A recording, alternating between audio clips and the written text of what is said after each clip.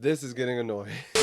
All right, man. So, post-game looking at all of that, honestly, we ran out of steam.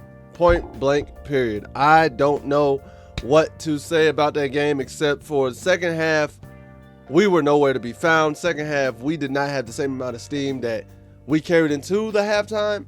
I don't know what was said at halftime, what changes were made, but it did not show up in the second half, and penalties killed us, bro. And as I'm looking at this game, I thought we played exquisite the first half. Thought we came out, thought we did a tremendous way of going back and forth with Atlanta. You know what I mean?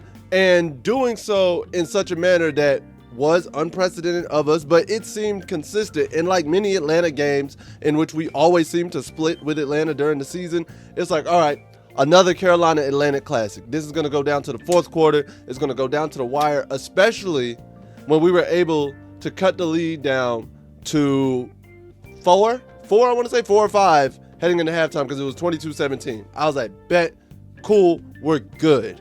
Then when we come out in the second half and we hold Atlanta to a field goal and it's 25-17 and we're driving down the field, we're driving, doing our thing. I'm like, bro, if we convert this touchdown and we get this 2-point conversion or even just take the field goal, we're down 1, it's a tie game.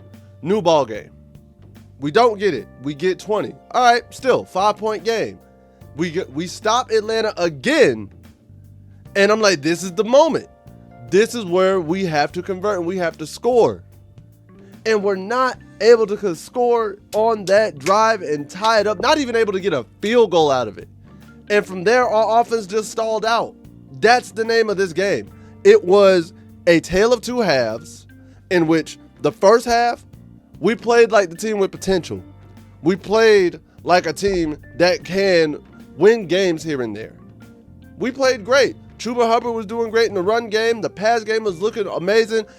Side note, if I hear the commentator say Leggett instead of Leggett one more time, I'm a slap the hell out of him. That's just annoying me, bro. I got to put that out there. That's annoying me. But back to the topic at hand.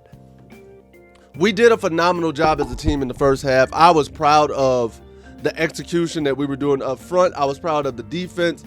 I wasn't expecting them to hold Atlanta under 10 points. I wasn't expecting them to hold them like that well, but they did what I have come to think we can do against a high-profile team like Atlanta's and how they're playing right now.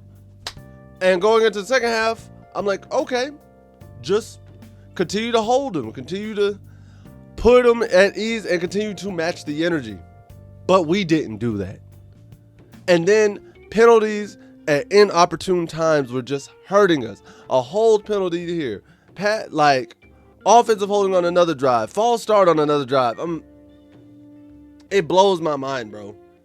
It just hurts and it blows my mind because the penalty differential was 5-10, and that's monumental in a game like this. And because of that, we were never able to establish rhythm in the second half. We got a few key turnovers and a few key stops, but we were never able to convert. And it's annoying because you see the potential. You saw the flashes of it. You saw what this team can be capable of, but we have only once, because our record is 1-5, put it together for all 4 quarters. And it seems like it's always the second half that kills us. Coming out of halftime is where we lose all that momentum and all that steam. I don't know what to change about it. I don't know what can be said about it, but it's just flat out annoying. It's flat out depressing, and it's sad to see because I had hopes that we could steal this game. And by the play we had in the first half, I was like, we get one key stop to tie this game, or we convert one of those stops early in the second half into a touchdown to put pressure on Atlanta. I felt it was going to turn to a whole new ball game. But because of that, Atlanta didn't feel that pressure from us. They will continue to be in rhythm with what they did, hence why they were able to continue to put up points. And if you look at it, we held Atlanta to fewer points in the second half than we did the first half. But granted, Bro could have ran that pick six back at the end. I'm not even going to lie to you. He chose not to. They kneeled it out. Respect thing. So take it for a grain of salt. Could have, could not have.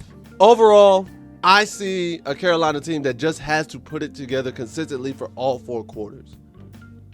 We seem to have a moment or a quarter or a drive when it stalls us out, we're stalled out for the rest of the game.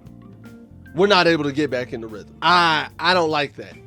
It's as though if we don't continue all the time, like everything doesn't go perfect every drive, then for some reason we just seem to stall out and it's just bad going forward. So that's my 2 cents on the game, guys, and everything that's been going down. Next week we have the Washington Commanders, who have been pretty hot as of late, and facing a talent like Jaden Daniels, Brian Robinson in that offense, Austin Eckler, and Torrey McLaurin.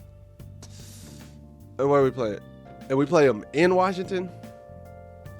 It's going to be a tough road test, honestly, in my opinion. However, I don't think it's out of the realm of possibility. But at the end, we got to get better about being consistent for all 4 quarters. We were doing good about penalties the last few weeks, but now we've regressed, at least in this game. So we got to get back to cutting the penalties down. And overall, we can't lose the momentum that we gain. And we have to make sure we convert, even if it's a field goal, to keep ourselves in games. That's really all I think about this situation and everything about today's game. But guys, y'all let me know what you think, because at the end of the day, what do I know? I'm just a skinny brother with 2 tats. Peace. Keep pounding. Much love to all of y'all. Later days.